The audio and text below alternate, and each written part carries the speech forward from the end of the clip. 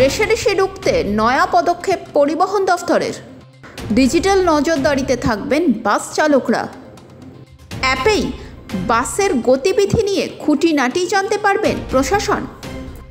বেপরোয়া চালকদের দাওয়াই দিতে এবার কড়া পদক্ষেপ নিচ্ছে রাজ্য সরকার। আসছে মোবাইল অ্যাপ।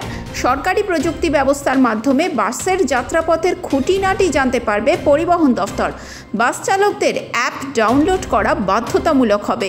সেখানে চালকের নাম, ফোন নম্বর, ড্রাইভিং লাইসেন্সের নম্বর ইনপুট করে তা সক্রিয় করতে হবে। বাসের মধ্যে লাগানো থাকবে কিউআর কোড। চালকরা স্ট্যান্ড থেকে বাস বের করার সময় ওই কিউআর কোড মোবাইলে স্ক্যান করবেন। সঙ্গে সঙ্গে আধুনিক প্রযুক্তির ট্র্যাকিং সিস্টেমের আওতায় চলে আসবে বাসটি। বাসের গতিবিধিতে নজর রাখবে প্রশাসন। গতি বেলাগাম হলেই সতর্ক বার্তা পাবেন বাস চালক। নিয়ম ভাঙলেই বাস শনাক্ত করবে পুলিশ।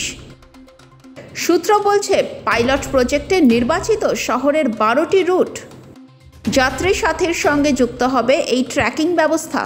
বাসের গতিবিধি সম্বন্ধে জানতে পারবেন যাত্রীরাও।